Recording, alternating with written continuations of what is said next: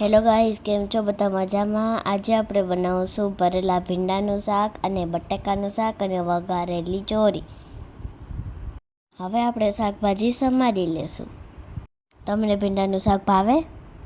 બધા શાક સવારી લીધા છે અને મસાલિયું તૈયાર કરી લીધું છે. ભીંડા, બટાકા, ટમેટા એમાં આપણે મસાલા ભરશું. મસાલામાં આપણે હળદર, ધાણા જીરું, મિરચું અને લીધું છે. પછી તો આપણે કપડાં પર ધોઈ લીધા. મમ્મીને મદદ તો કરાવવી પડે ને.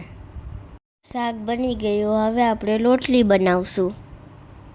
ચાલો હવે જમવા.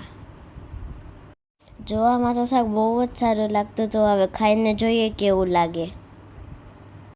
મસ્ત જ શાક બન્યું હતું. મને તો શાક બહુ જ ભાવે. પછી આપણે થોડીક રીલ્સ બનાવી. મારો વિડીયો ગમ્યો હોય તો લાઈક કરજો.